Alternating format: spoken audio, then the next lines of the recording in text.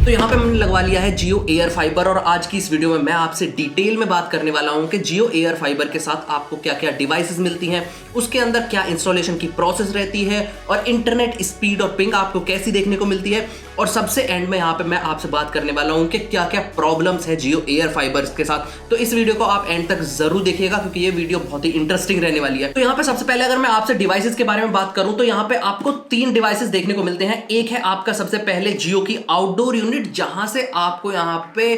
5G network से connect किया जाता है। उसके बाद है यहाँ पे हमारी इंडोर यूनिट जो कि आपका राउटर भी होता है, जिसके थ्रू आप अपने वाईफाई को यूज कर पाते हैं या फिर आप ईथरनेट का यूज करके अपने कंप्यूटर या लैपटॉप को इंटरनेट से कनेक्ट कर सकते हैं। और उसके साथ है हमारा तीसरा डिवाइस जो कि है हमारा जियो का सेट टॉप बॉक्स, जिसका यूज करके आप यहाँ पे OTT सब्सक्रिप्शन एप्स का यूज कर पाएंगे और यहाँ पे आप जो जियो का लाइव टीवी है उसको यूज कर पाएंगे। तो सबसे पहले अगर मैं आपसे इस आउटडोर यूनिट के बारे में बात करूं तो यहाँ पे ये जियो की आउटडोर यूनिट, इसके अंदर आपको सिंपल एक डिवाइस देखने को मिलता है जो कि आपकी छत पे लगाया जाता है, जिसके अंदर यहाँ पे सिम पहले से इंस्टॉल्ड होता है और जिसके थ्रू यहाँ पे ये आपके 5G के टावर से कनेक्ट करता है। मतलब आपके फोन के अंदर जो 5G नेटवर्क आते हैं उसी से यहाँ पे ये डिवाइस कनेक्ट होता है। और जो यहाँ पे आपके घर पे जियो की टीम आती है इंस्टॉल करने के लिए, वो यहाँ पे पहले आपके घर पे कवरेज को चेक करती है कि किस डायरेक्शन में आपके 5G का टावर लगा हुआ है, उस डायरेक्शन में आपके घर पे ये आउटडोर यूनिट लगाया जाता है। और यहाँ पे आपको अपनी स्क्रीन पे भी दिख रहा होगा कि फोन की ऐप का यूज करके यहाँ पे डायरेक्शन को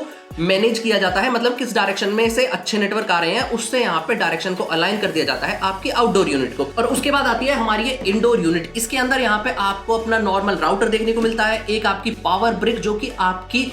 PoE का भी काम करती है, मतलब कि आपका जो आउटडोर यूनिट है उसकी पावर का भी काम करती है और आपका जो राउटर है उसके लिए पावर का भी काम करती है। और उसी के साथ साथ आपको यहाँ पे एक एक्स्ट्रा ईथरनेट की केबल भी मिलती है, जिससे आप अपने टीवी वगैरह को या फिर लैपटॉप कंप्यूटर को अपने ईथरनेट के थ्रू भी कनेक्ट कर सकते हैं। और इसके अंदर जो आपको राउटर मिलता है वो डुअल बैंड राउटर है, लेकिन इसके साथ एक प्रॉब्लम है, उसके बारे में हम वीडियो में एंड में बात करेंगे। तो यहाँ पे आपको जैसा अपनी स्क्रीन पे दिख रहा होगा कि यहाँ पे नॉर्मल ईथरनेट केबल आकर के हमारे PoE डिवाइस से कनेक्ट हो रही है और उसी के अंदर से हमारी एक केबल और हमारे राउटर के अंदर कनेक्ट हो रही है। यहाँ पे आपकी जो PoE डिवाइस है उससे आपकी दोनों चीजें पावर हो जाती हैं। तो उसके बाद आता है आपका ये जियो का सेट टॉप बॉक्स। तो इस सेट टॉप बॉक्स के अंदर आपको यहाँ पे आपका normal set top box device देखने को मिलता है, उसके साथ यहाँ पे आपको एक पावर ब्रिक देखने को मिलती है और उसी के साथ साथ आपको यहाँ पे एक ईथरनेट केबल देखने को मिलती है। और यहाँ पे आपको अपने टीवी से कनेक्ट करने के लिए यहाँ पे HDMI केबल देखने को मिलती है, यहाँ पे आपको AV केबल देखने को नहीं मिलती है। और यहाँ पे इस डिवाइस को कनेक्ट करने के लिए आप या तो ईथरनेट केबल का भी यूज कर सकते हैं, मतलब कि आपके जो राउटर के अंदर एक्स्ट्रा पोर्ट्स हैं, 1 2 3 4 पोर्ट्स आपको एक्स्ट्रा मिलते हैं, उससे आप अपने सेट टॉप बॉक्स को डायरेक्टली कनेक्ट कर सकते हैं, या फिर आप वाईफाई का भी यूज कर सकते हैं अपने टीवी चैनल्स और यहाँ पे जो भी OTT सब्सक्रिप्शन है उनको यूज करने के लिए। आपका दोनों पे बढ़िया काम करता है। और यहाँ पे एक चीज और है कि आपको इस सेट टॉप बॉक्स को स्मार्ट टीवी से कनेक्ट करने की जरूरत नहीं है, ये आपके नॉर्मल टीवी को भी स्मार्ट टीवी बना देता है। बस आपके टीवी के अंदर यहाँ पे HDMI का पोर्ट होना चाहिए। तो यहाँ पे ये सेट टॉप बॉक्स आपके टीवी को स्मार्ट टीवी में भी कन्वर्ट कर देता है और यहाँ पे आपको सभी टीवी चैनल्स भी देखने को मिल जाते हैं। तो यहाँ पे आपको एक एक्स्ट्रा स्मार्ट टीवी की जरूरत नहीं है यूट्यूब या Amazon वगैरह चलाने के लिए, आपको सेट टॉप बॉक्स के अंदर ही सारी चीजें देखने को मिल जाती हैं। तो यहाँ पे अगर मैं आपसे स्पीड की और पिंग की बात करूं तो यहाँ पे आपको जो स्पीड देखने को मिलती है वो बहुत ही ज्यादा कंसिस्टेंट है। मतलब कि मैंने यहाँ पे 30 Mbps का कनेक्शन लिया है तो यहाँ पे मुझे हमेशा 30 Mbps स्पीड देखने को मिलती रहती है डाउनलोड की। लेकिन वहीं पे अगर मैं आपसे अपलोड स्पीड की बात करूं तो अपलोड स्पीड के अंदर यहाँ पे आपको फ्लक्चुएशंस देखने को मिलती है। तो यहाँ पे अपलोड स्पीड मुझे 10 Mbps से 20 Mbps के बीच में फ्लक्चुएट करती हुई दिखती है। जब यहाँ पे डिवाइस को अगर मैं रीस्टार्ट कर देता हूं तो कुछ टाइम के लिए मुझे यहाँ पे 20 से 25 Mbps की अपलोड स्पीड देखने को मिल जाती है, लेकिन कुछ टाइम बाद यहाँ पे अपलोड स्पीड धीरे धीरे कम हो जाती है। और वहीं पे अगर मैं आपसे केबल से कनेक्ट करके स्पीड टेस्ट करने की बात करूं तो केबल से भी आपको जो डाउनलोड स्पीड है वो कंसिस्टेंट देखने को मिलती है, लेकिन यहाँ पे अपलोड स्पीड के अंदर आपको 2-3 Mbps का इंक्रीज देखने को मिलता है जब हम इसको केबल से कनेक्ट करते हैं। तो यहाँ पे अगर आप कुछ फाइल्स अपलोड कर रहे हैं और आपने अगर केबल से कनेक्ट किया हुआ है अपने लैपटॉप या कंप्यूटर को तो आपको थोड़ी सी हाई स्पीड देखने को मिलती है। और वहीं पे अगर आपने वाईफाई से कनेक्ट किया हुआ है तो यहाँ पे आपको डाउनलोड डाउनलोड स्पीड तो सेम मिलेगी, लेकिन आपको अपलोड स्पीड में 2 से 3 Mbps का डिफरेंस देखने को मिल जाएगा। और वहीं पे अगर मैं आपसे टीवी चैनल्स की बात करूं तो यहाँ पे सभी टीवी चैनल्स बहुत ही बढ़िया तरीके से चलते हैं, कोई भी आपको बफरिंग का इशू देखने को नहीं मिलता है, आपका लाइव टीवी सारे चैनल्स चलते हैं। और आप चाहे यहाँ पे कोई भी प्लान ले, आपको सभी प्लान्स के अंदर आपको यहाँ पे लाइव टीवी का सपोर्ट देखने को मिल जाता है और उसके अंदर आपको 550 प्लस चैनल्स देखने को मिलते हैं। और वहीं पे अगर मैं आपसे OTT एप्स के सब्सक्रिप्शन के बारे में बात करूं तो ये आपका डिपेंड करता है कि आपने कौन सा प्लान लिया है। और अगर आप प्लान्स के बारे में डिटेल में जानना चाहते हैं तो मैंने यहाँ पे एक डिटेल्ड वीडियो बनाई है, ऊपर आई बटन में आपको उसका लिंक मिल जाएगा। तो यहाँ पे अब बात आती है पिंग की। तो BGMI में यहाँ पे मुझे इसके अंदर 60 पिंग के अराउंड देखने को मिली, और जो कि यहाँ पे कंसिस्टेंट थी, मतलब कि ऐसा नहीं हो रहा था कि पिंग बहुत ज्यादा फ्लक्चुएट कर रही है, लेकिन मुझे यहाँ पे 55 से 60 के बीच में पिंग देखने को मिली, जो कि यहाँ पे हमेशा ऐसी ही आ रही थी, चाहे मैंने शाम में गेम खेला हो, चाहे मैंने सुबह में, चाहे मैंने दोपहर में गेम खेला हो। नॉर्मली अगर आप फाइबर से इसे कंपेयर करें तो यहाँ पे आपको हायर पिंग देखने को मिलती है, लेकिन इतनी ज्यादा खराब नहीं है कि आपके गेम प्ले पे इसका असर पड़े। ये सब तो हो गया यहाँ पे इसके डिवाइसेस, इंस्टॉलेशन और स्पीड्स के बारे में, लेकिन यहाँ पे जो मुझे प्रॉब्लम्स लगी इस डिवाइस के अंदर उसके बारे में यहाँ पे मैं डिटेल में बात कर लेता हूँ। तो यहाँ पे सबसे पहली प्रॉब्लम तो मुझे ये लगी कि आप जब भी यहाँ पे नया कनेक्शन लेते हैं तो आपको मिनिमम प्लान यहाँ पे 6 महीने का लेना पड़ेगा, जो कि कंपलसरी है और जो कि नॉन रिफंडेबल है। और यहाँ पे ये आपको प्लान लेना पड़ता है आपके घर पे डिवाइस का कनेक्शन लगने से पहले, मतलब कि आपके घर पे जियो एयर फाइबर का कनेक्शन नहीं लगेगा उससे पहले आपको यहाँ पे सारा पैसा पे करना पड़ेगा।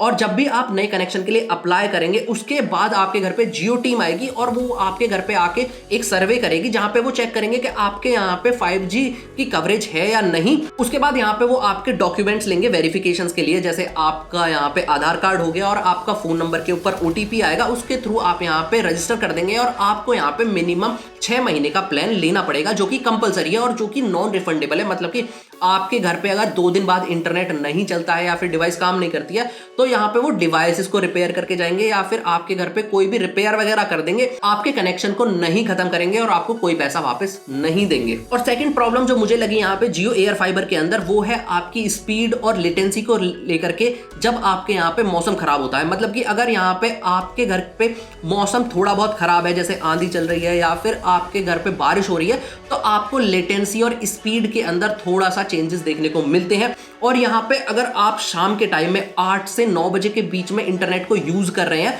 तो उस टाइम में आपको यहाँ पे लेटेंसी का थोड़ा बहुत इशू देखने को मिल सकता है और अपलोड स्पीड के अंदर आपको यहाँ पे ड्रॉप डेफिनेटली देखने को मिलता है। और जैसा मैंने आपको यहाँ पे वीडियो के शुरुआत में बताया था कि आपको जो यहाँ पे इसका इंडोर यूनिट देखने को मिलता है, जो कि आपका राउटर है, वो डुअल बैंड है। लेकिन यहाँ पे इसके साथ एक प्रॉब्लम ये है कि यहाँ पे ये एक टाइम में एक बैंड पे ही काम करता है, मतलब कि या तो आप 5G वाले बैंड को यूज कर सकते हैं या फिर आप 2.5G वाले बैंड को यूज कर सकते हैं। और यहाँ पे ये ऑटोमेटिकली स्विच करता है, मतलब कि आप यहाँ पे अपने हिसाब से इसको स्विच नहीं कर सकते हैं। मेरे को एक चीज समझ में आई कि जिस चीज का मैंने एंड में पासवर्ड चेंज किया है, मतलब कि यहाँ पे मैं 5 गीगाहर्ट्ज वाले बैंड को यूज कर रहा हूँ और यहाँ पे मैंने जियो एयर फाइबर की एप्लीकेशन में जाकर के अपने 2.5 गीगाहर्ट्ज वाले बैंड का नाम चेंज कर दिया है या फिर उसके पासवर्ड चेंज कर दिया, तो यहाँ पे जो मेरा 2.5 गीगाहर्ट्ज वाला बैंड है वही काम करेगा, मेरा 5 गीगाहर्ट्ज वाला बैंड काम नहीं करेगा। और यहाँ पे आपको अगर नाम और पासवर्ड या फिर कोई भी डिटेल चेक करनी है या फिर आप अपने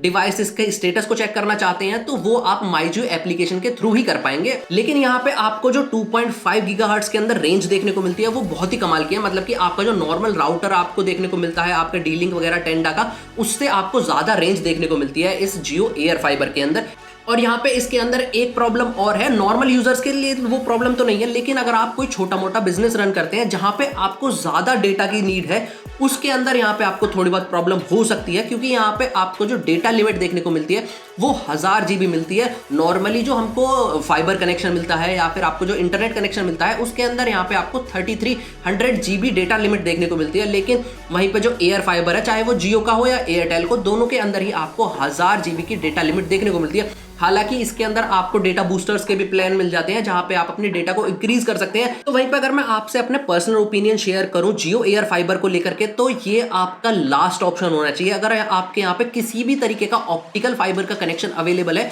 तो वो आपका फर्स्ट प्रायोरिटी होना चाहिए। और अगर आपको यहाँ पे टीवी वगैरह का भी सपोर्ट चाहिए, OTT का भी सपोर्ट चाहिए, तो आप इस कनेक्शन को ले सकते हैं। और अगर वहीं पे अगर आप लाइव स्ट्रीम वगैरह कर रहे हैं या फिर वीडियोस को अपलोड करना है, तो मैं आपसे रिकमेंड करूंगा कि आप यहाँ पे हायर स्पीड वाले प्लान की तरफ जाएं, जिसके अंदर आपका मैक्सिमम 1000 रुपए का प्लान बैठेगा मंथली। उसके अंदर आपको ज्यादा अच्छी अपलोड स्पीड मिलेगी। और यहाँ पे एक और इंपॉर्टेंट अपडेट है आप सभी लोगों के लिए। आपको जो साइड में वीडियो दिख रही है, बहुत ही इंटरेस्टिंग वीडियो है, जिसके अंदर यहाँ पे मैंने डियोडैप से बहुत सारे प्रोडक्ट्स को ऑर्डर किया है। और इस वीडियो के अंदर आपको यहाँ पे गिव अवे भी देखने को मिलने वाला है। तो आप इस वीडियो को जाकर के जरूर देखिए और गिव अवे में डेफिनेटली पार्टिसिपेट कीजिए। और मैं आपसे फिर मिलता हूं अगली वीडियो में। तब तक के लिए जय हिंद, वंदे मातरम।